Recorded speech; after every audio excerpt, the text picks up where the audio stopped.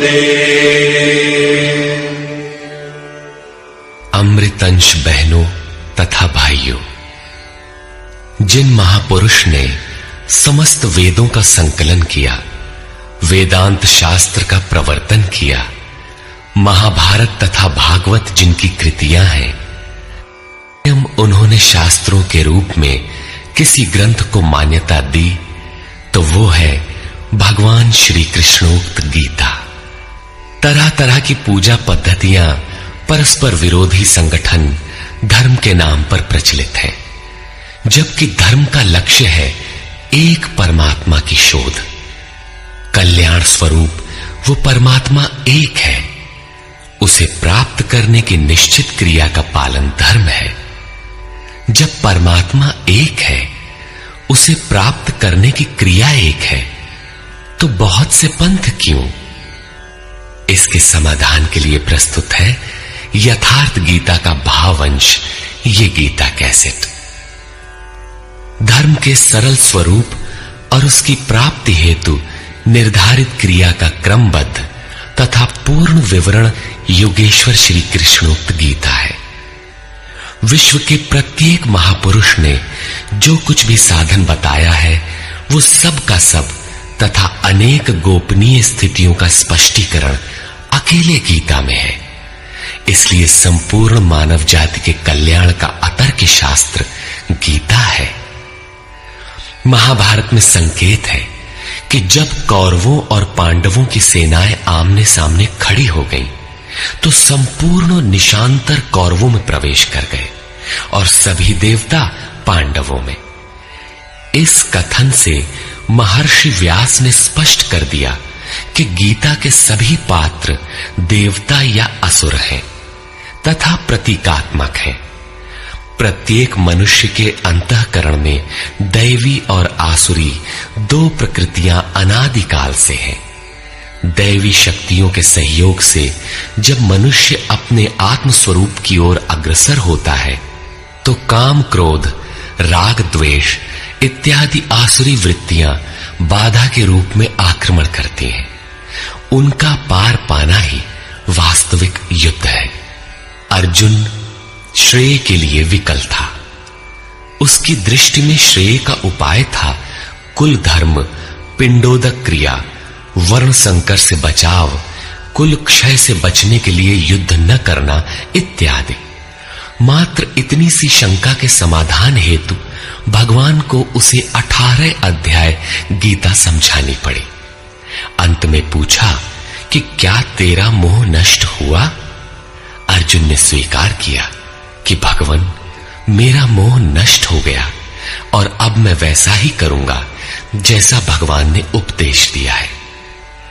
वस्तुतः ये केवल अर्जुन की शंका नहीं थी, बल्कि मानव मात्र की शंका है कि श्रेय क्या है, उसे कैसे प्राप्त करें। इसलिए स्त्री पुरुष, आबाल वृद्ध, मानव मात्र के लिए गीता के 18 अध्याय का अनुशीलन एवं नियमित पाठ नितांत आवश्यक है, जिससे ब्रह्म विधि की स्मृति सृजित रहे तथा बच्चों में भी इन कल्याणकारी संस्कारों का सृजन हो सके। इस गीता ज्ञान के बिना कोई भी मनुष्य उस ईश्वर के पथ पर नहीं चल सकता। अक्षय सुख, शाश्वत शांति, लोक में समृद्धि तथा मूल शंका समाधान हेतु इन कैसेटों का संकलन किया गया है। इसके नियमित श्रवण से संपूर्ण परिवार तथा स्वजन समुदाय को सुसंस्कृत करें। संसार में कहीं भी मनुष्य हो, उसके लिए गीता सदैव अमृत वाहिनी है। गीता आपका शास्त्र है। गौरव का विषय है कि 5000 वर्ष से भी अधिक अंतराल के बाद श्री कृष्ण का यथार्थ गायन आपके सम्मुख है। जन्म जन्मांतर की रूढ़ियों से ग्रस्त मस्तिष्क को स्वच्छ कर चिंतन के प्रशस्त पथ पर चलने के लिए इन कैसेटों का प्रसारण प्रातः अवश्य करें।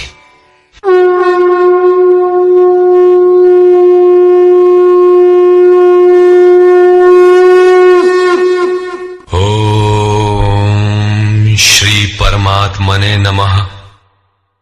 यथार्थ गीता श्रीमद् भगवत गीता अथ प्रथमो अध्यायः।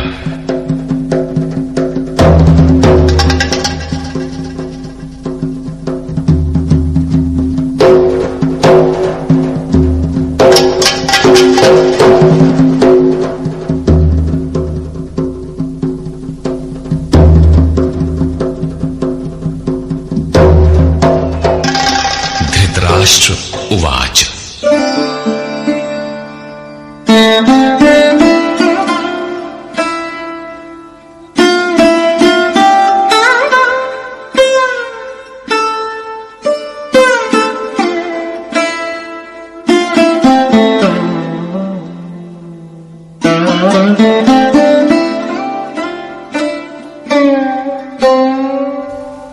धर्मक्षेत्रे कुरुक्षेत्रे समवेता युयुत्सवः मामकाः पाण्डवाश्चैव किमकुर्वत संजय। धृतराष्ट्र ने पूछा, हे संजय, धर्म क्षेत्र कुरुक्षेत्र में एकत्र युद्ध की इच्छा वाले मेरे और पांडु के पुत्रों ने क्या किया? अज्ञान रूपी धृतराष्ट्र और संयम रूपी संजय। अज्ञान मन के अंतराल में रहता है। अज्ञान से आवृत मन धृतराष्ट्र जन्मांध है, किंतु संयम रूपी संजय के माध्यम से यह देखता है, सुनता है। वो समझता है कि परमात्मा ही सत्य है। फिर भी जब तक इससे उत्पन्न मोह रूपी दुर्योधन जीवित है, इसकी दृष्टि सदैव कौरवों पर रहती है, विकारों पर ही रहती है। धर्म एक क्षेत्र है। जब हृदय देश में दैवी संपत्ति का बाहुल्य होता है तो यह शरीर धर्म क्षेत्र बन जाता है, और जब इसमें आसुरी संपत्ति का बाहुल्य होता है तो यह शरीर कुरुक्षेत्र बन जाता है। कुरु अर्थात करो। ये शब्द आदेशात्मक है। भगवान श्री कृष्ण कहते हैं, प्रकृति से उत्पन्न तीनों गुणों द्वारा परवश होकर मनुष्य कर्म करता है। वो क्षण मात्र भी कर्म किए बिना नहीं रह सकता। गुण उससे करा लेते हैं। तीनों गुण मनुष्य को देवता से कीट पर्यंत शरीरों में ही बांधते हैं। जब तक प्रकृति और प्रकृति से उत्पन्न गुण जीवित हैं, तब तक कुरु लगा रहेगा। अतः जन्म मृत्यु वाला क्षेत्र, विकारों वाला क्षेत्र कुरुक्षेत्र है, और परम धर्म परमात्मा में प्रवेश दिलाने वाली पुण्यमयी प्रवृत्तियों का क्षेत्र धर्म क्षेत्र है। पुरातत्वविद पंजाब में काशी प्रयाग के मध्य तथा अनेकानेक स्थलों पर कुरुक्षेत्र की शोध में लगे हैं, किंतु गीताकार ने स्वयं बताया है कि जिस क्षेत्र में यह युद्ध हुआ वो कहां है। इदम शरीरम कौन्तेय क्षेत्र मित्य भिधीयते। अर्जुन, ये शरीर ही क्षेत्र है, और जो इसको जानता है, इसका पार पा लेता है, वो क्षेत्रज्ञ है। आगे इन्होंने क्षेत्र का विस्तार बताया, जिसमें 10 इंद्रियां, मन, बुद्धि, अहंकार, 5 विकार और 3 गुणों का वर्णन है। शरीर ही क्षेत्र है, एक अखाड़ा है। इसमें लड़ने वाली प्रवृत्तियां 2 हैं, दैवी संपद और आसुरी संपद। पांडु की संतान और धृतराष्ट्र की संतान सजातीय और विजातीय प्रवृत्तियां। अनुभवी महापुरुष की शरण जाने पर इन दोनों प्रवृत्तियों में संघर्ष का सूत्रपात होता है। यह क्षेत्र क्षेत्रज्ञ का संघर्ष है, और यही वास्तविक युद्ध है। विश्व युद्धों से इतिहास भरा पड़ा है, किंतु उनमें जीतने वालों को भी शाश्वत विजय नहीं मिलती। ये तो आपसी बदले हैं। प्रकृति का सर्वथा शमन करके प्रकृति से परे की सत्ता का दिग्दर्शन करना और उसमें प्रवेश पाना ही वास्तविक विजय है। यही एक ऐसी विजय है जिसके पीछे हार नहीं है। यही मुक्ति है जिसके पीछे जन्म मृत्यु का बंधन नहीं है। इस प्रकार अज्ञान से आच्छादित प्रत्येक मन संयम के द्वारा जानता है कि क्षेत्र क्षेत्रज्ञ के युद्ध में क्या हुआ। अब जैसा जिसके संयम का उत्थान है, वैसे वैसे उसे दृष्टि आती जाएगी। संजय उवाच दृष्ट्वा तु पाण्डवानीकम् व्यूढम् दुर्योधनस्तदा आचार्यमुपसंगम्य राजा वचनमब्रवीत्। उस समय राजा दुर्योधन ने व्यूह रचना युक्त पांडवों की सेना को देखकर द्रोणाचार्य के पास जाकर ये वचन कहा। द्वैत के आचरण ही द्रोणाचार्य हैं। जब जानकारी हो जाती है कि हम परमात्मा से अलग हो गए हैं, वहां उसकी प्राप्ति के लिए तड़प पैदा हो जाती है। तभी हम गुरु की तलाश में निकलते हैं। दोनों प्रवृत्तियों के बीच यही प्राथमिक गुरु है। यद्यपि बाद के सद्गुरु योगेश्वर श्री कृष्ण होंगे, जो योग की स्थिति वाले होंगे। राजा दुर्योधन आचार्य के पास जाता है। मोह रूपी दुर्योधन। मोह संपूर्ण व्याधियों का मूल है। राजा है। दुर्योधन दुर अर्थात दूषित, योधन अर्थात वह धन। आत्मिक संपत्ति ही स्थिर संपत्ति है। उसमें जो दोष उत्पन्न करता है वो है मोह। ये प्रकृति की ओर खींचता है और वास्तविक जानकारी के लिए प्रेरणा भी प्रदान करता है। मोह है तभी तक पूछने का प्रश्न भी है, अन्यथा सभी पूर्ण ही हैं। अतः व्यूह रचना युक्त पांडवों की सेना को देखकर, अर्थात पुण्य से प्रवाहित सजातीय वृत्तियों को संगठित देखकर, मोह रूपी दुर्योधन ने गुरु द्रोण के पास जाकर यह कहा।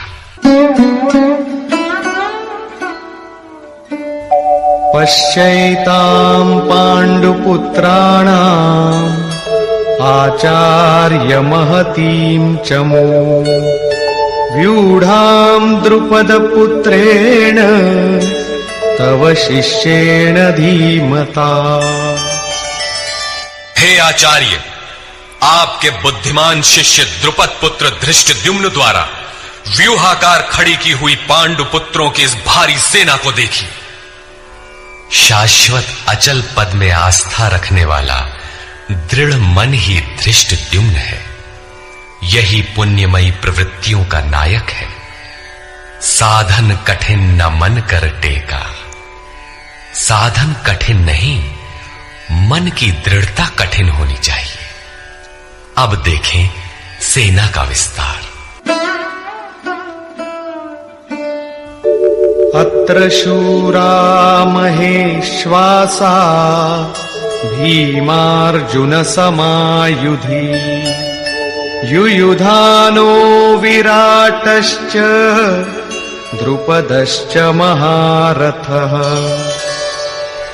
इस सेना में महेश्वासा, महान ईश में वास दिलाने वाले भाव रूपी भीम, अनुराग रूपी अर्जुन के समान बहुत से शूरवीर, जैसे सात्विकता रूपी सात्यकी, विराट सर्वत्र ईश्वरी प्रवाह की धारणा, महारथी राजा द्रुपद अर्थात अचल स्थिति, तथा धृष्टकेतुश्चेकितानः काशीराजश्च वीर्यवान् पुरुजित कुंती भोजश्च शैब्यश्च नरपुंगवः। धृष्ट केतु दृढ़ कर्तव्य, चेकितानः जहां भी जाए वहां से चित्त को खींचकर इष्ट में स्थिर करना, काशीराजः, काया रूपी काशी में ही वो साम्राज्य है। पुरजित, स्थूल, सूक्ष्म और कारण शरीरों पर विजय दिलाने वाला पुरजित। कुंती भोजः, कर्तव्य से भव पर विजय, नरों में श्रेष्ठ शैव्य अर्थात सत्य व्यवहार। युधामन्युश्च विक्रान्तः, उत्तमौजाश्च वीर्यवान्, सौभद्रो द्रौपदेयाश्च सर्व एव महारथाः।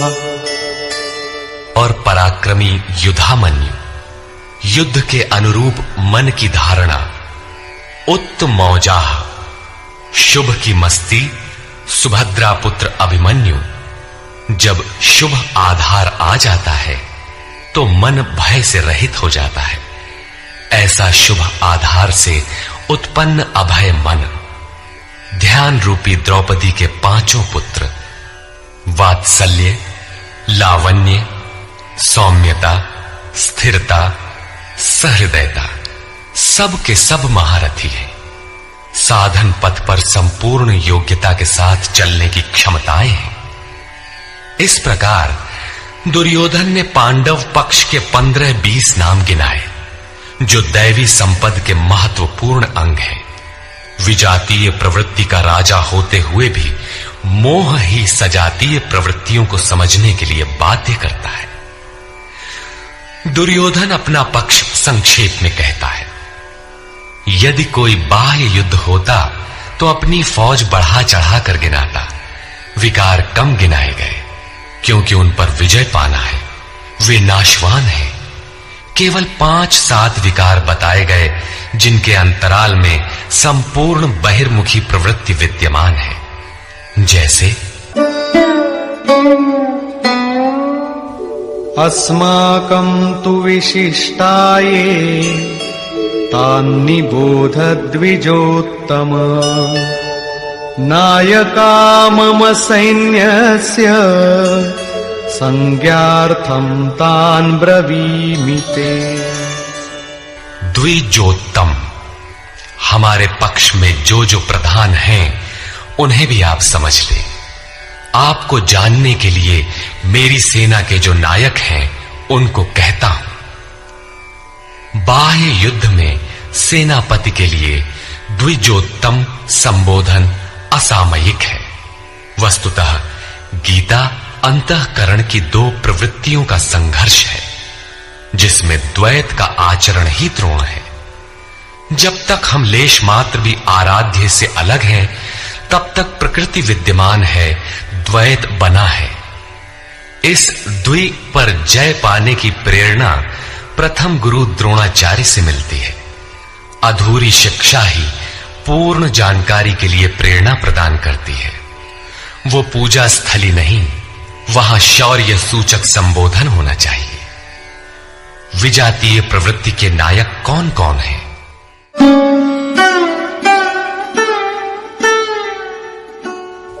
भवान् भीष्मश्च कर्णश्च कृपश्च समितिञ्जयः अश्वत्थामा विकर्णश्च सौमदत्तिस्तथैव च। एक तो स्वयं आप द्वैत के आचरण रूपी द्रोणाचार्य हैं। भ्रम रूपी पितामह भीष्म है। भ्रम इन विकारों का उद्गम है, अंत तक जीवित रहता है, इसलिए पितामह है। समूची सेना मर गई, ये जीवित था। शरशैया पर अचेत था, फिर भी जीवित था। ये है भ्रम रूपी भीष्म। भ्रम अंत तक रहता है। इसी प्रकार विजातीय कर्म रूपी कर्ण तथा संग्राम विजयी कृपाचार्य है। साधनावस्था में साधक द्वारा कृपा का आचरण ही कृपाचार्य है। भगवान कृपाधाम है और प्राप्ति के पश्चात संत का भी वही स्वरूप है। किंतु साधन काल में जब तक हम अलग हैं, परमात्मा अलग है। विजातीय प्रवृत्ति जीवित है, मोहमयी घिराव है। ऐसी परिस्थिति में साधक यदि कृपा का आचरण करता है तो वो नष्ट हो जाता है। सीता ने दया की तो कुछ काल लंका में प्रायश्चित करना पड़ा। विश्वामित्र दयार्द्र हुए, पतित होना पड़ा। योग सूत्रकार महर्षि पतंजलि भी यही कहते हैं, ते समाधा वुपसर्गा व्युत्थाने सिद्धयः। व्युत्थान काल में सिद्धियां प्रकट होती हैं, वे वास्तव में सिद्धियां हैं, किंतु कैवल्य प्राप्ति के लिए उतनी ही बड़ी विघ्न है जितने काम, क्रोध, लोभ, मोह इत्यादि। गोस्वामी तुलसीदास का भी यही निर्णय है। माया अनेक विघ्न करती है, रिद्धियां प्रदान करती है, यहां तक कि सिद्ध बना देती है। ऐसी अवस्था वाला साधक बगल से निकल भर जाए, मरणासन रोगी भी जी उठेगा। वो भले ठीक हो जाए, किंतु साधक उसे अपनी देन मान बैठे तो नष्ट हो जाएगा। एक रोगी के स्थान पर हजारों रोगी घेर लेंगे, भजन चिंतन का क्रम अवरुद्ध हो जाएगा और उधर बहकते बहकते प्रकृति का बाहुल्य हो जाएगा। यदि लक्ष्य दूर है और साधक कृपा करता है तो कृपा का अकेला आचरण ही समितिंजय समूची सेना को जीत लेगा। इसलिए साधक को पूर्ति पर्यंत इससे सतर्क रहना चाहिए। दया बिनु संत कसाई, दया करी तो आफत आई। लेकिन अधूरी अवस्था में यह विजातीय प्रवृत्ति का दुर्धर्ष योद्धा है। इसी प्रकार आसक्ति रूपी अश्वत्थामा, विकल्प रूपी विकर्ण और भ्रममयी श्वास ही भूरि श्रवा है। ये सभी बहिर्मुखी प्रवाह के नायक हैं।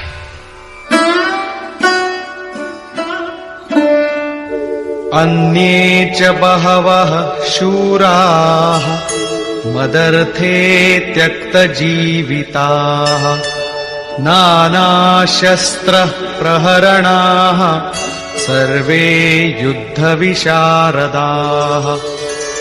और भी बहुत से शूरवीर अनेक शस्त्रों से युक्त मेरे लिए जीवन की आशा को त्याग कर युद्ध में डटे हैं। सभी मेरे लिए प्राण त्यागने वाले हैं, किंतु उनकी कोई ठोस गणना नहीं है। अब कौन सी सेना किन भावों द्वारा सुरक्षित है? इस पर कहते हैं, अपर्याप्तम् तदस्माकम् बलम् भीष्माभिरक्षितम् पर्याप्तम् त्विदमेतेषाम् बलम् भीमाभिरक्षितम्। भीष्म द्वारा रक्षित हमारी सेना सब प्रकार से अजेय है और भीम द्वारा रक्षित इन लोगों की सेना जीतने में सुगम है। पर्याप्त और अपर्याप्त जैसे श्लिष्ट शब्द का प्रयोग दुर्योधन की आशंका को व्यक्त करता है। अतः देखना है कि भीष्म कौन सी सत्ता है जिस पर कौरव निर्भर करते हैं, तथा भीम कौन सी सत्ता है जिस पर दैवी संपद संपूर्ण पांडव निर्भर है। दुर्योधन अपनी व्यवस्था देता है कि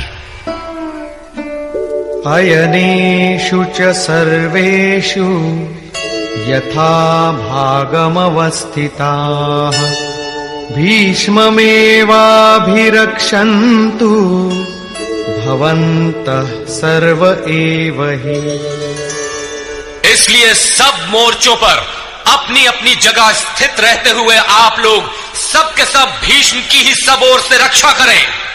यदि भीष्म है तो हम अजेय हैं, इसलिए आप पांडवों से न लड़कर केवल भीष्म की ही रक्षा करें।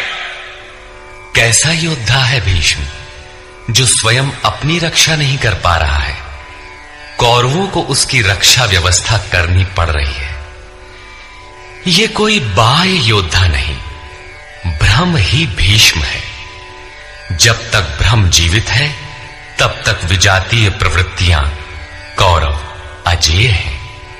अजेय का ये अर्थ नहीं कि कि जिसे जीता ही ना जा सके, बल्कि अजेय का अर्थ दुर्जय है, जिसे कठिनाई से जीता जा सकता हो। महा अजय संसार रिपु, जीत सकई सो वीर। यदि भ्रम समाप्त हो जाए तो अविद्या अस्तित्वहीन हो जाए। मोह इत्यादि जो आंशिक रूप से बचे भी हैं, शीघ्र ही समाप्त हो जाएंगे। भीष्म की इच्छा मृत्यु थी। इच्छा ही भ्रम है। इच्छा का अंत और भ्रम का मिटना एक ही बात है। इसी को संत कबीर ने सरलता से कहा, इच्छा काया इच्छा माया, इच्छा जग उपजाया। कह कबीर जे इच्छा विवर्जित, ताका पार न पाया। जहां भ्रम नहीं होता वो अपार और अव्यक्त है। इस शरीर के जन्म का कारण इच्छा है। इच्छा ही माया है और इच्छा ही जगत की उत्पत्ति का कारण है। सो कामयत तदैक्षत बहुश्याम प्रजायेय इति। कबीर कहते हैं, जो इच्छाओं से सर्वथा रहित हैं, तिनका पार न पाया। वे अपार अनंत असीम तत्व में प्रवेश पा जाते हैं। यो कामो निष्काम, आप्त काम आत्म कामो, न तस्य प्राणा उत्क्रामंति, ब्रह्म व सन ब्रह्माप्येति। जो कामनाओं से रहित आत्मा में स्थिर आत्म स्वरूप है, उसका कभी पतन नहीं होता। वो ब्रह्म के साथ एक हो जाता है। आरंभ में इच्छाएं अनंत होती हैं और अंततो गत्वा परमात्म प्राप्ति की इच्छा शेष रहती है। जब ये इच्छा भी पूरी हो जाती है, तब इच्छा भी मिट जाती है। यदि उससे भी बड़ी कोई वस्तु होती तो आप उसकी इच्छा अवश्य करते। जब उससे आगे कोई वस्तु है ही नहीं, तो इच्छा किसकी होगी? जब प्राप्त होने योग्य कोई वस्तु अप्राप्त न रह जाए, तो इच्छा भी समूल नष्ट हो जाती है और इच्छा के मिटते ही भ्रम का सर्वथा अंत हो जाता है। यही भीष्म की इच्छा मृत्यु है। भीम द्वारा रक्षित इन लोगों की सेना जीतने में सुगम है। भाव रूपी भीम, भावे विद्यते देवः। भाव में वो क्षमता है कि अविदित परमात्मा भी विदित हो जाता है। भाववस्य भगवान, सुख निधान करुणा अयन। श्री कृष्ण ने इसे श्रद्धा कहकर संबोधित किया है। भाव में वो क्षमता है कि भगवान को भी वश में कर लेता है। भाव से ही संपूर्ण पुण्यमयी प्रवृत्ति का विकास है। ये पुण्य का संरक्षक है तो इतना बलवान कि परम देव परमात्मा को संभव बनाता है, किंतु साथ ही इतना कोमल भी है कि आज भाव है तो कल अभाव में बदलते देर नहीं लगती। इष्ट में लेश मात्र भी त्रुटि प्रतीत होने पर भाव डगमगा जाता है। पुण्यमयी प्रवृत्ति विचलित हो उठती है, इष्ट से संबंध टूट जाता है। इसलिए भीम द्वारा रक्षित इन लोगों की सेना जीतने में सुगम है। महर्षि पतंजलि का भी यही निर्णय है। स तु दीर्घकाल नैरंतर्य सत्कारा सेवितो दृढ़ भूमि। दीर्घ काल तक निरंतर श्रद्धा भक्ति पूर्वक किया हुआ साधन ही दृढ़ हो पाता है।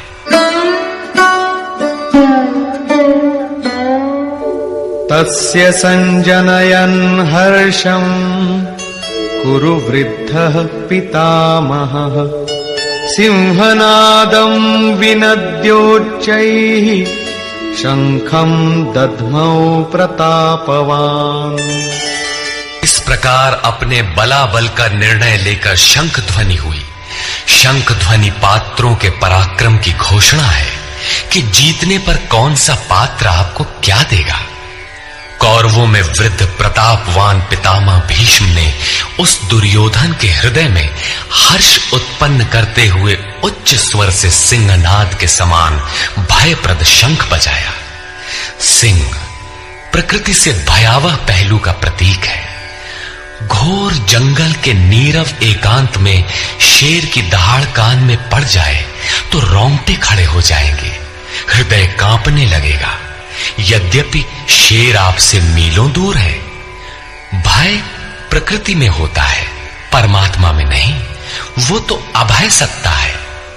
भ्रम रूपी भीष्म यदि विजयी होता है तो प्रकृति के जिस भयारण्य में आप हैं उससे भी अधिक भय के आवरण में बांध देगा। भय की एक परत और बढ़ जाएगी, भय का आवरण घना हो उठेगा। ये भ्रम इसके अतिरिक्त और कुछ नहीं दे सकेगा। अतः प्रकृति से निवृत्ति ही गंतव्य का मार्ग है। संसार में प्रवृत्ति तो भवाटवी है, घोर अंधकार की छाया है। इसके आगे कौरवों की कोई घोषणा नहीं है। कौरवों की ओर से कई बाजे एक साथ बजे, किंतु कुल मिलाकर वे भी भय ही प्रदान करते हैं, इससे अधिक कुछ नहीं। प्रत्येक विकार कुछ न कुछ भय तो देता ही है। इसलिए उन्होंने भी घोषणा की, ततः शंखाश्च भैर्यश्च पणवानक गोमुखाः सहसैवाभ्यहन्यन्त सशब्दस्तु मूलोऽभवत्। तदनंतर अनेक शंख, नगारे, ढोल और नरसिंहादि बाजे एक साथ ही बजे। उनका शब्द भी बड़ा भयंकर हुआ। भय का संचार करने के अतिरिक्त कौरवों की कोई घोषणा नहीं है। बहिर्मुखी विजातीय प्रवृत्ति सफल होने पर मोहमय बंधन और घना कर देती है। अब पुण्यमयी प्रवृत्तियों की ओर से घोषणाएं हुई, जिनमें पहली घोषणा योगेश्वर श्री कृष्ण की है।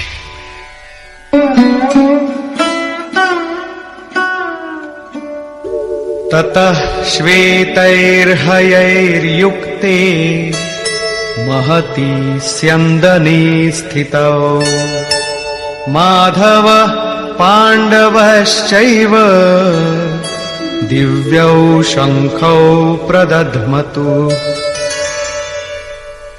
इसके उपरांत श्वेत घोड़ों से युक्त, जिनमें लेश मात्र कालिमा दोष नहीं है, श्वेत सात्विक निर्मलता का प्रतीक है।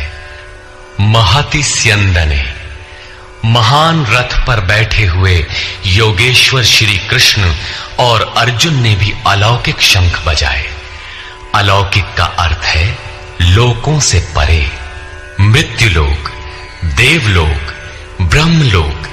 जहां तक जन्म मरण का भय है, उन समस्त लोकों से परे पारलौकिक, पारमार्थिक स्थिति प्रदान करने की घोषणा योगेश्वर श्री कृष्ण की है। सोने चांदी काठ का रथ नहीं, रथ अलौकिक, शंख अलौकिक, अतः घोषणा भी अलौकिक ही है। लोकों से परे एकमात्र ब्रह्म है, सीधा उससे संपर्क स्थापित कराने की घोषणा है। वे कैसे ये स्थिति प्रदान करेंगे?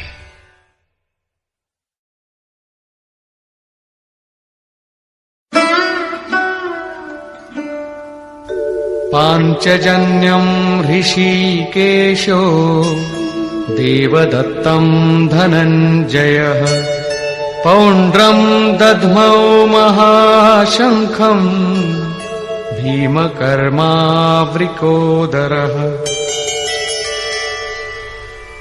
ऋषिकेशः, जो हृदय के सर्वस्व ज्ञाता है, उन कृष्ण ने 5 जन्य शंख बजाया। पांचों ज्ञानेंद्रियों को पंच तन्मात्राओं शब्द, स्पर्श, रूप, रस, गंध के रसों से समेटकर अपने जन भक्त की श्रेणी में ढालने की घोषणा की। विकराल रूप से बहकती हुई इंद्रियों को समेटकर उन्हें अपने सेवक की श्रेणी में खड़ा कर देना हृदय से प्रेरक सद्गुरु की देन है। श्री कृष्ण एक योगेश्वर सद्गुरु थे। शिष्यस्ते हम, भगवन मैं आपका शिष्य हूं। बाह्य विषय वस्तुओं को छोड़कर ध्यान में इष्ट के अतिरिक्त दूसरा न देखें, दूसरा न सुने, न दूसरे का स्पर्श करें। यह सद्गुरु के अनुभव संचार पर निर्भर करता है। देवदत्तम धनंजयः, दैवी संपत्ति को अधीन करने वाला अनुराग ही अर्जुन है। इष्ट के अनुरूप लगाव, जिसमें विरह, वैराग्य, अश्रुपात हो। गदगद गिरा नयन बह नीरा, रोमांच हो। इष्ट के अतिरिक्त अन्य विषय वस्तु का लेश मात्र टकराव न होने पाए, उसी को अनुराग कहते हैं। यदि ये सफल होता है तो परम देव परमात्मा में प्रवेश दिलाने वाली दैवी संपद पर आधिपत्य प्राप्त कर लेता है। इसी का दूसरा नाम धनंजय भी है। एक धन तो बाहरी संपत्ति है, जिससे शरीर निर्वाह की व्यवस्था होती है। आत्मा से इसका कोई संबंध नहीं है। इससे परे स्थिर आत्मिक संपत्ति ही निज संपत्ति है। बृहदारण्य कोपनिषद में याज्ञवल्क्य ने मैत्रेयी को यही समझाया कि धन से संपन्न पृथ्वी के स्वामित्व से भी अमृतत्व की प्राप्ति नहीं हो सकती। उसका उपाय आत्मिक संपत्ति है। भयानक कर्म वाले भीमसेन ने पौंड्र अर्थात प्रीति नामक महाशंख बजाया। भाव का उद्गम और निवास स्थान हृदय है, इसलिए इसका नाम वृकोदर है। आपका भाव लगाव बच्चे में होता है, किंतु वस्तुतः वो लगाव आपके हृदय में है, जो बच्चे में जाकर मूर्त होता है। ये भाव अथाह और महान बलशाली है। उसने प्रीति नामक महाशंख बजाया। भाव में ही वो प्रीति निहित है, इसीलिए भीम ने पौंड्र प्रीति नामक महाशंख बजाया। भाव महान बलवान है, किंतु प्रीति संचार के माध्यम से। हरि व्यापक सर्वत्र समाना, प्रेम ते प्रकट हो ही मैं जाना। अनंत विजयम राजा कुंती पुत्रो युधिष्ठिरः नकुलः सहदेवश्च सुघोषमणिपुष्पकौ। कुंती पुत्र राजा युधिष्ठिर ने अनंत विजय नामक शंख बजाया। कर्तव्य रूपी कुंती और धर्म रूपी युधिष्ठिर। धर्म पर स्थिरता रहेगी तो अनंत विजयम, अनंत परमात्मा में स्थिति दिलाएगा। युद्धे स्थिरः सह युधिष्ठिरः।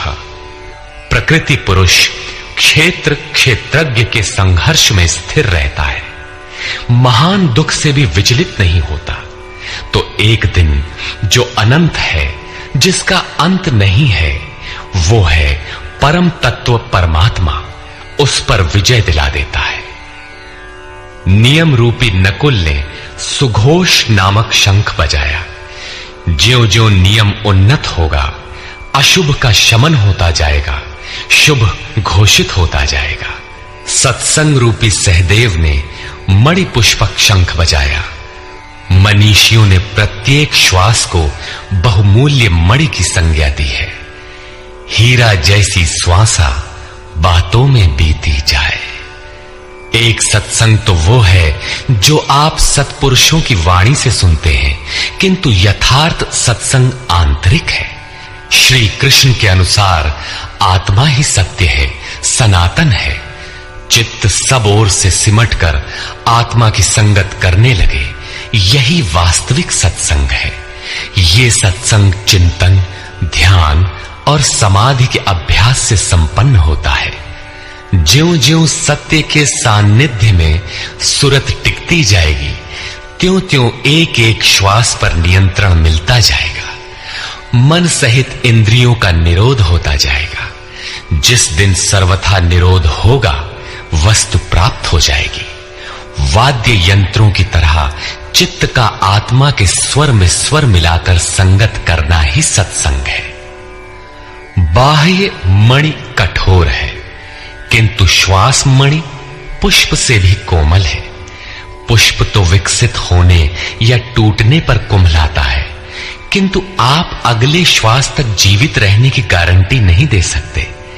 किंतु सत्संग सफल होने पर प्रत्येक श्वास पर नियंत्रण दिलाकर परम लक्ष्य की प्राप्ति करा देता है। इसके आगे पांडवों की कोई घोषणा नहीं है, किंतु प्रत्येक साधन कुछ न कुछ निर्मलता के पथ में दूरी तय करता है। आगे कहते हैं,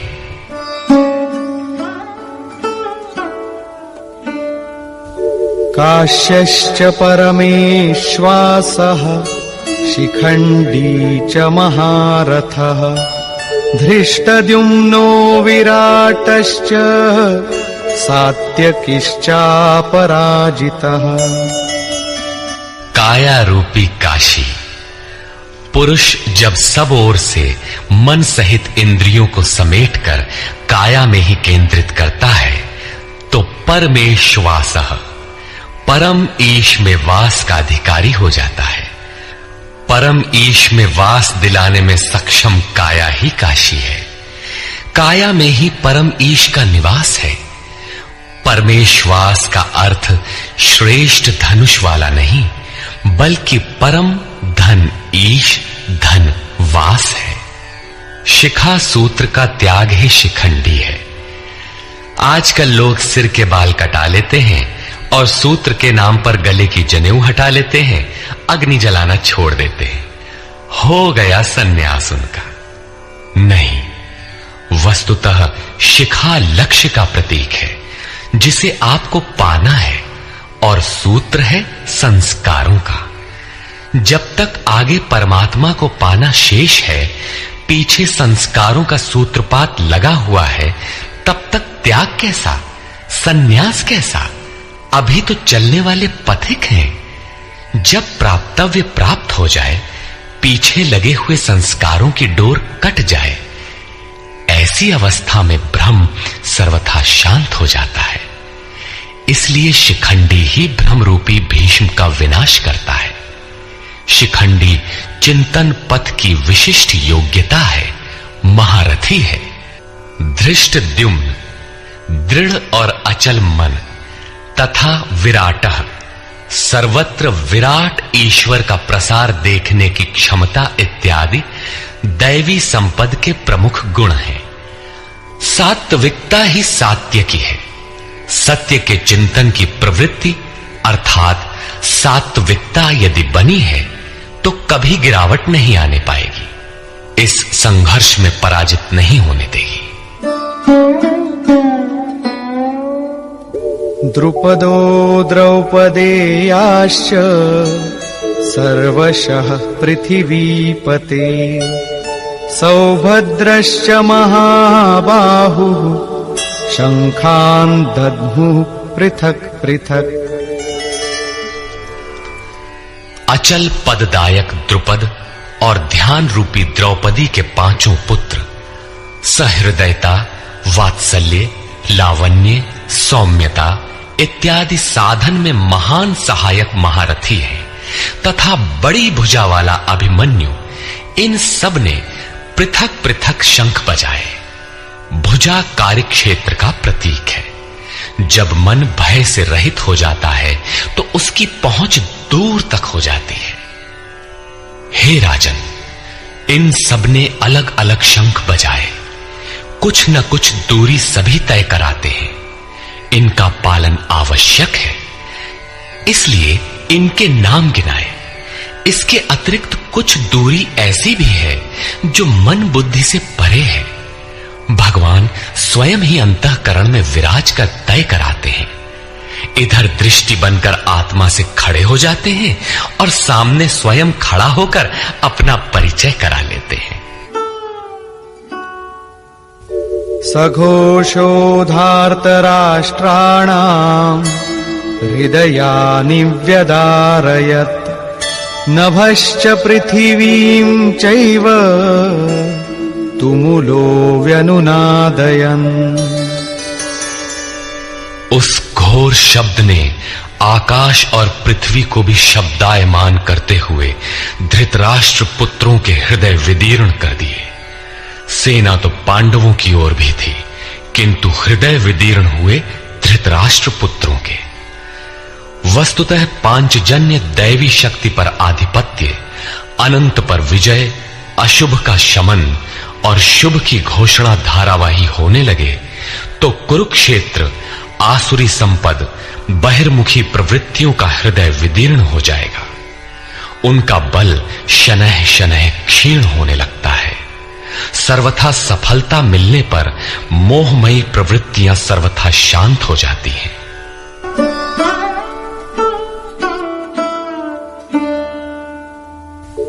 अथ व्यवस्थितान् दृष्ट्वा धार्तराष्ट्रान् कपिध्वजः प्रवृत्ते शस्त्रसम्पाते धनुरुद्यम्य पाण्डवः ऋषिकेशं तदा वाक्यम् इदमाह महीपते सेनयोरुभयोर्मध्ये रथं स्थापयमेच्युत।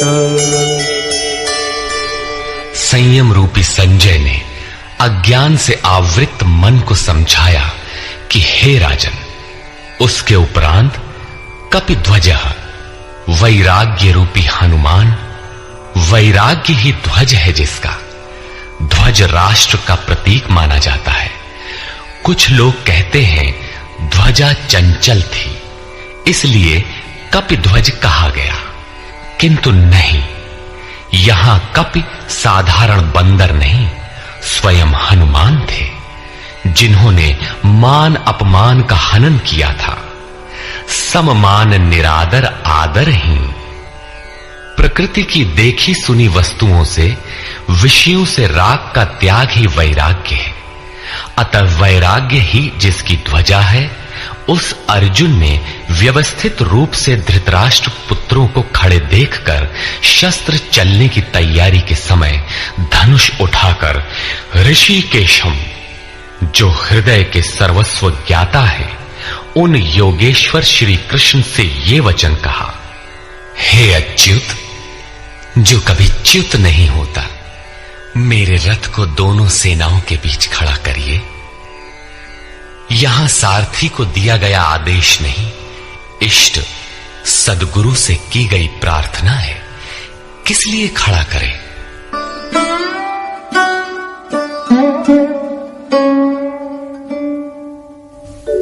यावदेतान्निरीक्षेऽहम् योद्धुकामानवस्थितान् कैर्मया सह योद्धव्यम् अस्मिन् रणसमुद्यमे। जब तक मैं इन स्थित हुए युद्ध की कामना वालों को अच्छी प्रकार देख न लूं कि इस युद्ध के उद्योग में मुझे किन किन के साथ युद्ध करना योग्य है, इस युद्ध व्यापार में मुझे किन किन के साथ युद्ध करना है। योत्स्यमानानवेक्षेऽहम् य एतेऽत्र समागताः धार्तराष्ट्रस्य दुर्बुद्धेर्युद्धे प्रियचिकीर्षवः। दुर्बुद्धि दुर्योधन का युद्ध में कल्याण चाहने वाले जो जो ये राजा लोग इस सेना में आए हैं, उन युद्ध करने वालों को मैं देखूंगा, इसलिए खड़ा करें। मोह रूपी दुर्योधन, मोहमयी प्रवृत्तियों का कल्याण चाहने वाले जो जो राजा इस युद्ध में आए हैं, उनको मैं देख लूं। संजय उवाच,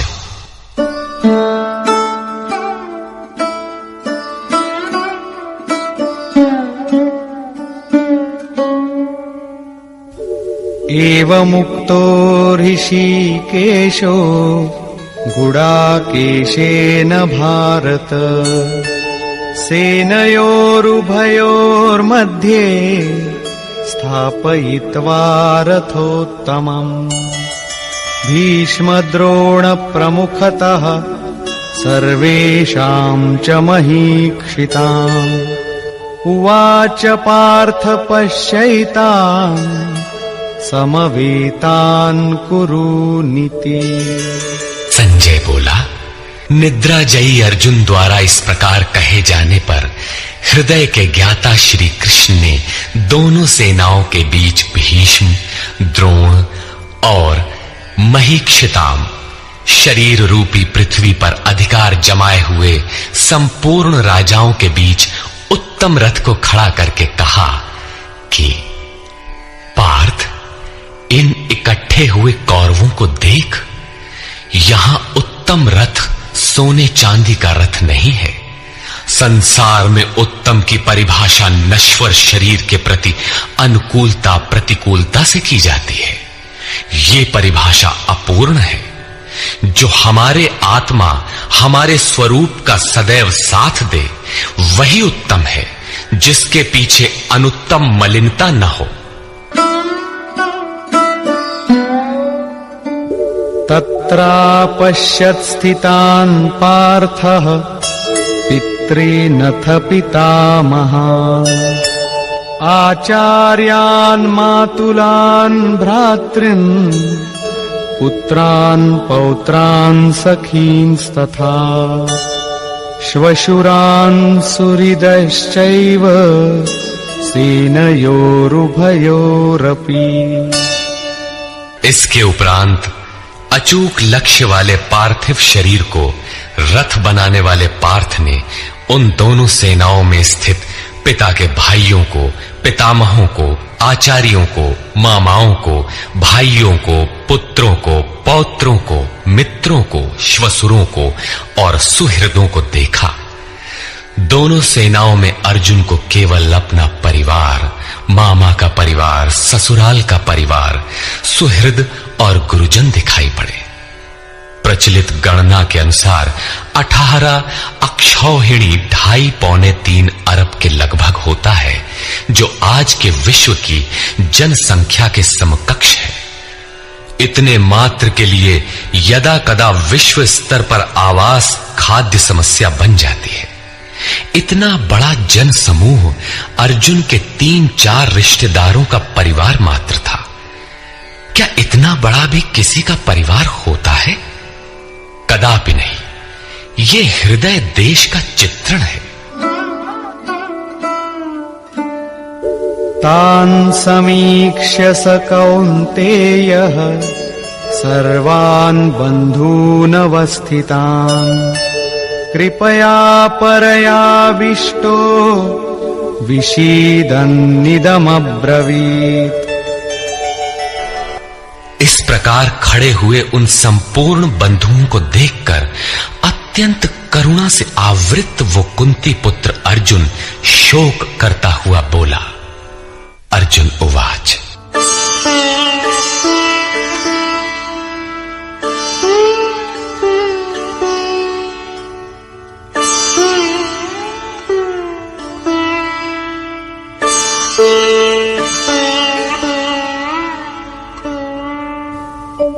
दृष्ट्वेमं स्वजनं कृष्ण युयुत्सुं समुपस्थितम् सीदन्ति मम गात्राणि मुखं च परिशुष्यति वेपथुश्च शरीरे मे रोमहर्षश्च जायते।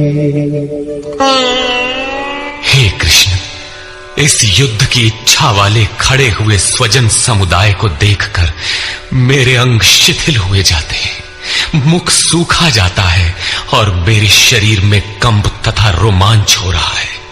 इतना ही नहीं, गांडीवं स्रंसते हस्तात् त्वक्चैव परिदह्यते न च शक्नोम्यवस्थातुं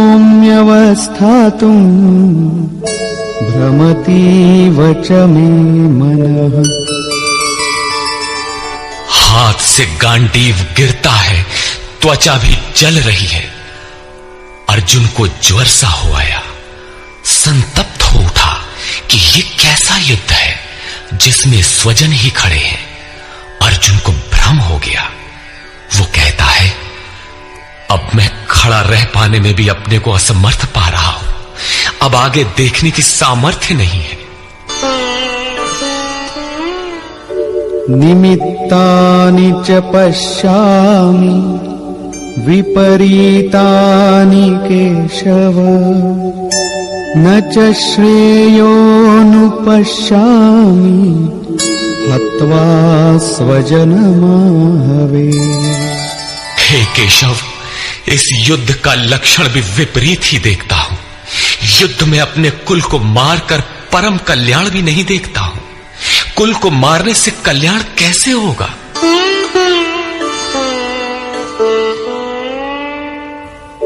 न कांक्षे विजयं कृष्ण न च राज्यं सुखानि च किन्नो राज्येन गोविन्द किं भोगैर्जीवितेन वा। संपूर्ण परिवार युद्ध के मुहाने पर है।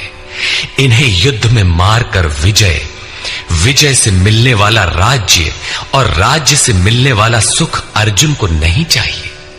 वो कहता है, हे श्री कृष्ण, मैं विजय नहीं चाहता, राज्य तथा सुख भी नहीं चाहता। हे गोविंद, हमें राज्य या भोग अथवा जीवन से भी क्या प्रयोजन है? क्यों?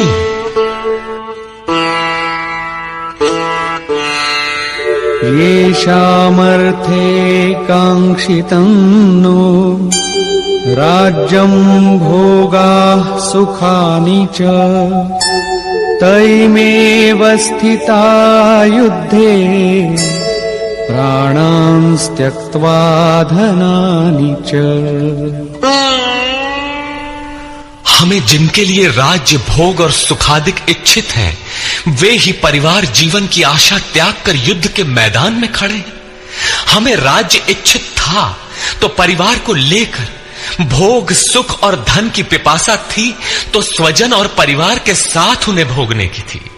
किंतु जब सब के सब प्राणों की आशा त्याग कर खड़े हैं तो मुझे सुख राज्य या भोग नहीं चाहिए। ये सब इन्हीं के लिए प्रिय थे। इनसे अलग होने पर हमें इनकी आवश्यकता नहीं है। जब तक परिवार रहेगा तब तक ये वासनाएं भी रहती हैं। झोपड़ी में रहने वाला भी अपने परिवार, मित्र और स्वजन को मारकर विश्व का साम्राज्य स्वीकार नहीं करेगा। अर्जुन यही कहता है कि हमें भोग प्रिय थे, विजय प्रिय थी, किंतु जिनके लिए थी, जब वे ही नहीं रहेंगे तो भोगों से क्या प्रयोजन? इस युद्ध में मारना किसे है?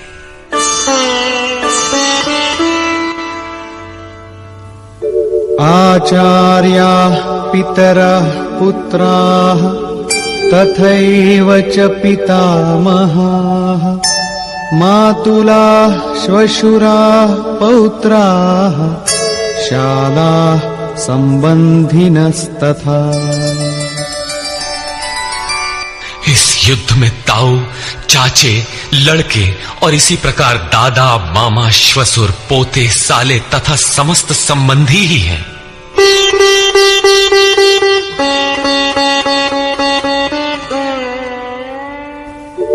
एतान्न हन्तुमिच्छामि घ्नतोऽपि मधुसूदन अपि त्रैलोक्यराज्यस्य हेतो किन्नु मही कृते।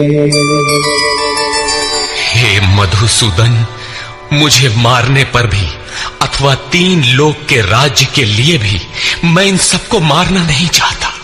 फिर पृथ्वी के लिए कहना ही क्या? 18 अक्षौहिणी सेना में अर्जुन को अपना परिवार ही दिखाई पड़ा। इतने अधिक स्वजन वास्तव में क्या हैं? वस्तुतः अनुराग ही अर्जुन है। भजन के आरंभ में प्रत्येक अनुरागी के समक्ष यही समस्या रही है। सभी चाहते हैं कि हम भजन करें, उस परम सत्य को पालें, किंतु किसी अनुभवी सद्गुरु के संरक्षण में कोई अनुरागी जब क्षेत्रज्ञ के संघर्ष को समझता है कि हमें किन से लड़ना है, तो वो हताश हो जाता है। वो चाहता है कि हमारे पिता का परिवार, ससुराल का परिवार, मामा का परिवार, सुहृद, मित्र और गुरजन साथ रहे, सभी सुखी रहें और इन सब की व्यवस्था करते हुए हम परमात्म स्वरूप की प्राप्ति भी कर लें। किंतु जब वो समझता है कि आराधना में अग्रसर होने के लिए परिवार छोड़ना होगा, इन संबंधों का मोह समाप्त करना होगा, तो वो अधीर हो उठता है। पूज्य महाराज जी कहा करते थे, मरना और साधु होना बराबर है।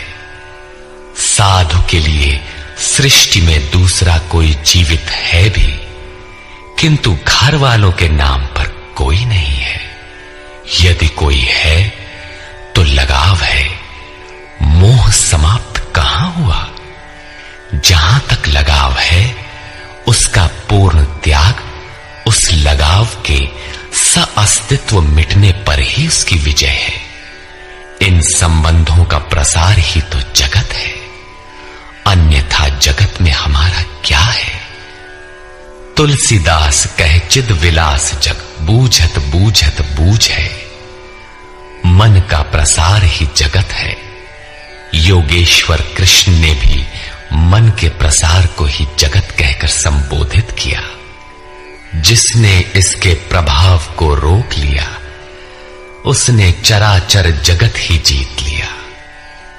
इहैव तैर्जितः सर्गो येषां साम्ये स्थितम मनः। केवल अर्जुन अधीर था ऐसी बात नहीं है। अनुराग सबके हृदय में है। प्रत्येक अनुरागी अधीर होता है, उसे संबंधी याद आने लगते हैं। पहले वो सोचता था कि भजन से कुछ लाभ होगा तो ये सब सुखी होंगे, इनके साथ रहकर उसे भोगेंगे। जब ये साथ ही नहीं रहे तो सुख लेकर क्या करेंगे? अर्जुन की दृष्टि राज्य सुख तक ही सीमित थी। वो त्रिलोकी के साम्राज्य को ही सुख की पराकाष्ठा समझता था। इसके आगे भी कोई सत्य है, इसकी जानकारी अर्जुन को अभी नहीं है। निहत्य धार्तराष्ट्रान्नः का प्रीति स्याज्जनार्दन पापमेवाश्रयेदस्मान् हत्वैतानाततायिनः। हे जनार्दन, धृतराष्ट्र के पुत्रों को मारकर भी हमें क्या प्रसन्नता होगी? जहां धृतराष्ट्र अर्थात धृष्टता का राष्ट्र है, उससे उत्पन्न मोह रूपी दुर्योधन इत्यादि को मारकर भी हमें क्या प्रसन्नता होगी? इन आतताइयों को मारकर हमें पाप ही तो लगेगा।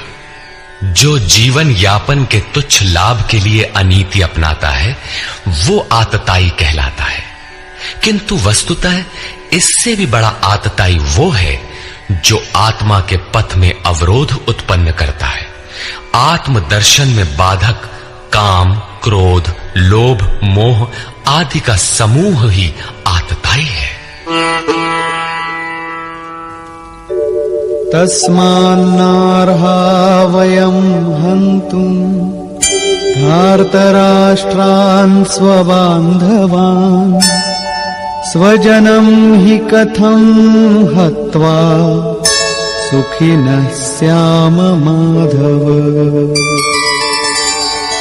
इससे हे माधव, अपने बांधव धृतराष्ट्र के पुत्रों को मारने के लिए हम योग्य नहीं हैं। स्वबांधव कैसे? वे तो शत्रु थे ना। वस्तुतः शरीर के रिश्ते अज्ञान से उत्पन्न होते हैं। ये मामा है, ससुराल है, स्वजन समुदाय है, ये सब अज्ञान ही तो है। जब शरीर ही नश्वर है तब इसके रिश्ते ही कहां रहेंगे? मोह है तभी तक सुहृद है, हमारा परिवार है, हमारी दुनिया है। मोह नहीं तो कुछ भी नहीं। इसीलिए वे शत्रु भी अर्जुन को स्वजन दिखाई पड़े। वो कहता है कि अपने कुटुंब को मारकर हम कैसे सुखी होंगे? यदि अज्ञान और मोह न रहे तो कुटुंब का अस्तित्व न हो। यह अज्ञान ज्ञान का प्रेरक भी है। भर्तृहरि, तुलसी इत्यादि अनेक महानुभावों को वैराग्य की प्रेरणा पत्नी से मिली, तो कोई सौतेली मां के व्यवहार से खिन्न होकर वैराग्य पथ पर अग्रसर हुआ दिखाई देता है।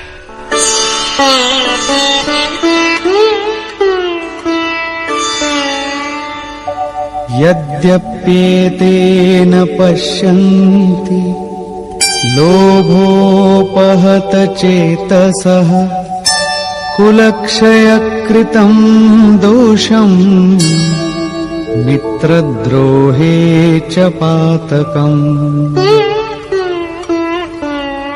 यद्यपि लोभ से भ्रष्ट चित्त हुए ये लोग कुल नाश के दोष और मित्र द्रोह के पाप को नहीं देखते हैं, ये उनकी कमी है। फिर भी कथं न ज्ञेयमस्माभिः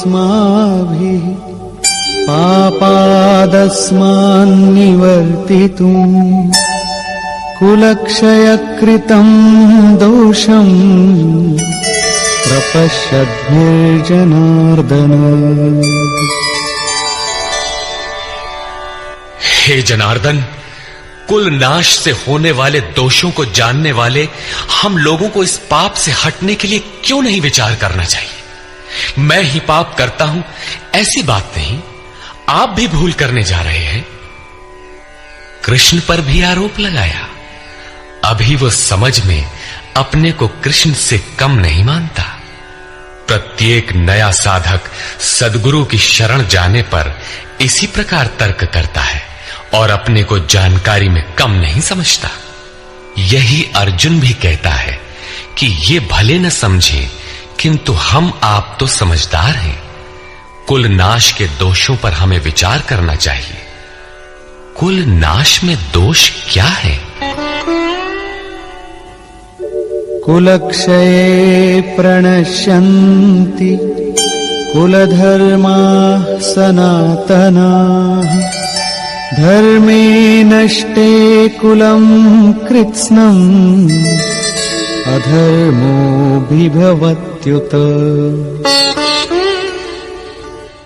कुल के नाश होने से सनातन कुल धर्म नष्ट हो जाते हैं। अर्जुन कुल धर्म कुलाचार को ही सनातन धर्म समझ रहा था। धर्म के नाश होने पर संपूर्ण कुल को पाप भी बहुत दबा लेता है। अधर्माभिभवात् कृष्ण प्रदुष्यन्ति कुलस्त्रियः स्त्रीषु दुष्टासु वार्ष्णेय जायते वर्णसंकरः। हे कृष्ण, पाप के अधिक बढ़ जाने से कुल की स्त्रियां दूषित हो जाती हैं। हे वार्ष्णेय, स्त्रियों के दूषित होने पर वर्ण संकर उत्पन्न होता है।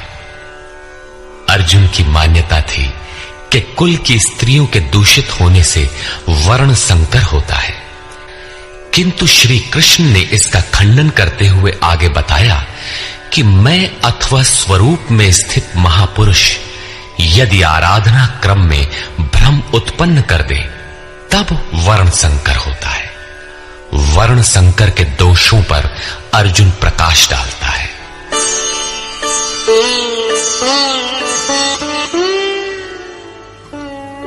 संकरो नरकायैव कुलघ्नानां कुलस्य च पतन्ति पितरो येषां लुप्तपिण्डोदकक्रियाः। वर्ण संकर कुल घातियों और कुल को नरक में ले जाने के लिए ही होता है। लुप्त हुई पिंड क्रिया वाले इनके पितर लोग भी गिर जाते हैं। वर्तमान नष्ट हो जाता है, अतीत के पितर गिर जाते हैं और भविष्य वाले भी गिरेंगे। इतना ही नहीं, दोषैरेतैः कुलघ्नानां वर्णसंकरकारकैः उत्साद्यन्ते जातिधर्माः कुलधर्माश्च शाश्वताः। इन वर्ण संकर कारक दोषों से कुल और कुलघातियों के सनातन कुल धर्म और जाति धर्म नष्ट हो जाते हैं। अर्जुन मानता था कि कुल धर्म सनातन है, कुल धर्म ही शाश्वत है, किंतु श्री कृष्ण ने इसका खंडन किया और आगे बताया कि आत्मा ही सनातन शाश्वत धर्म है। वास्तविक सनातन धर्म को जानने से पहले मनुष्य धर्म के नाम पर किसी न किसी रूढ़ि को जानता है। ठीक इसी प्रकार अर्जुन भी जानता है, जो कृष्ण के शब्दों में एक रूढ़ि है। उत्सन्न कुल धर्माणां मनुष्याणां जनार्दन नरके नियतं वासो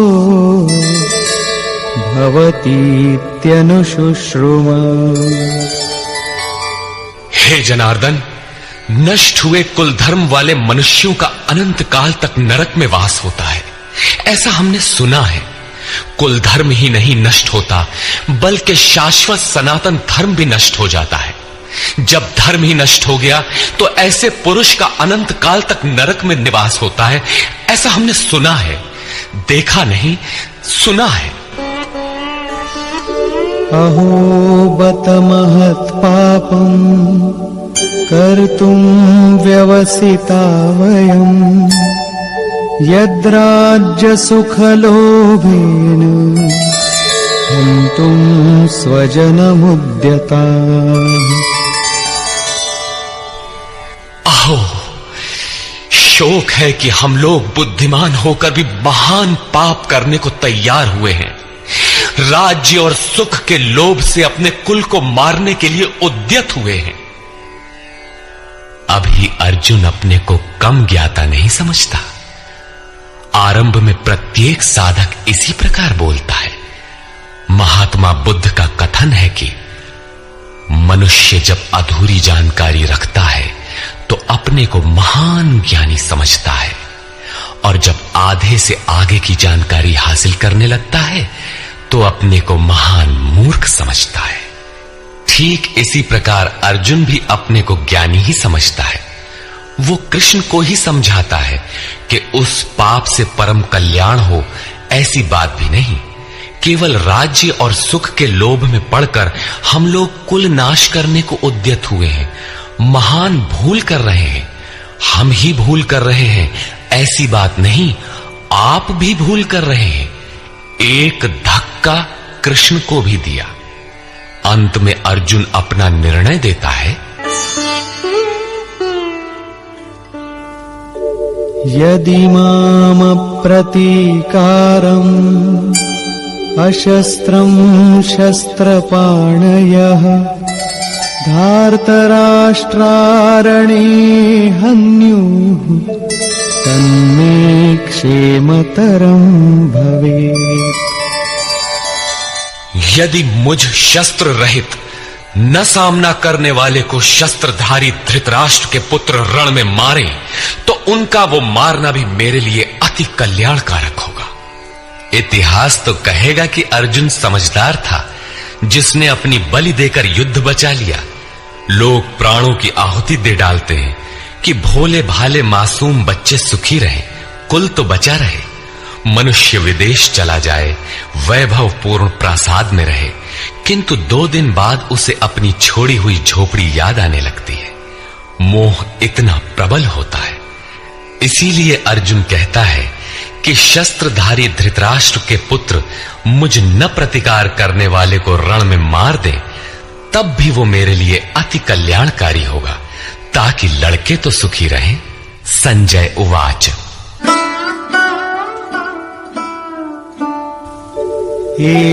एवमुक्त्वार्जुनः संख्ये रथोपस्थ उपाविशत् विसृज्य सशरं चापं शोकसंविघ्नमानसः।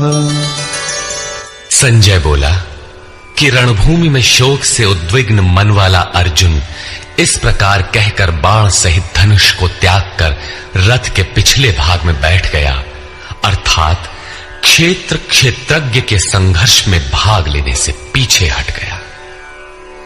निष्कर्ष, गीता क्षेत्र क्षेत्रज्ञ के युद्ध का निरूपण है।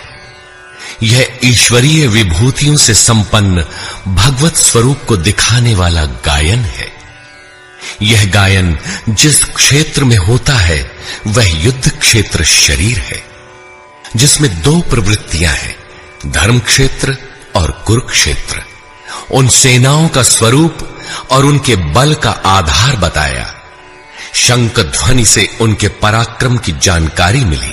तदनंतर जिस सेना से लड़ना है उसका निरीक्षण हुआ, जिसकी गणना 18 अक्षौहिणी अर्थात लगभग 6.5 अरब कही जाती है, किंतु वस्तुतः वे अनंत हैं।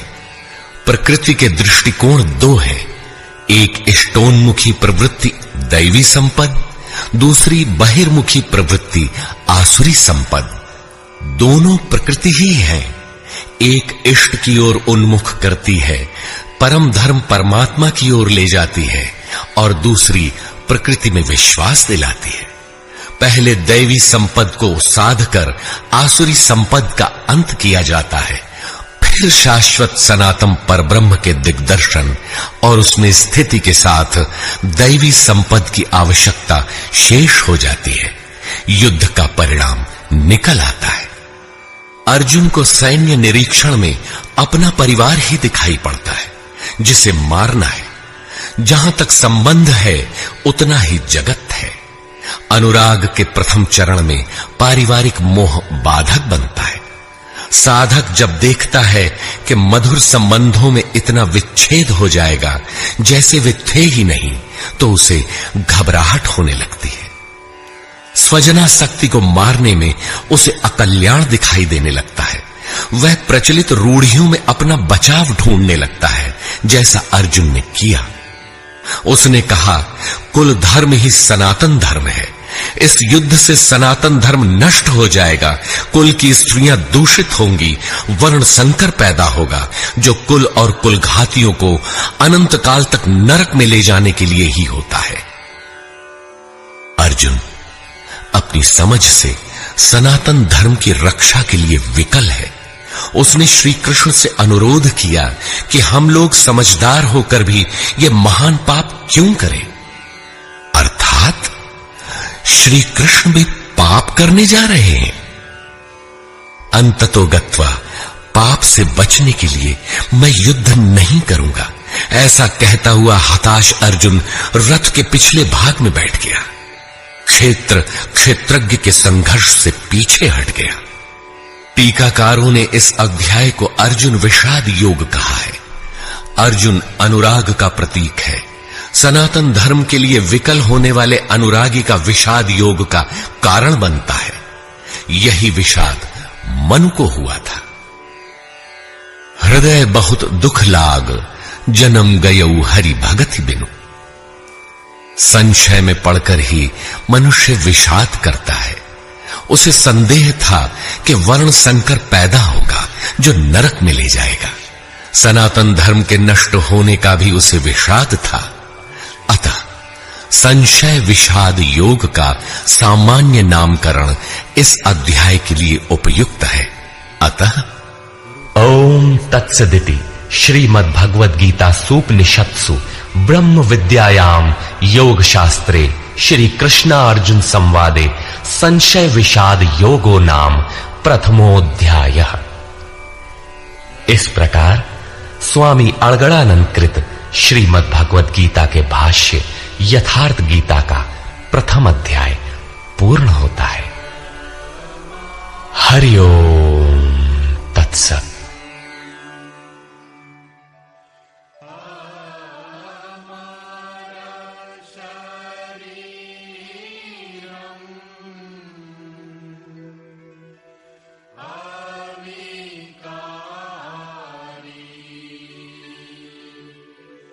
me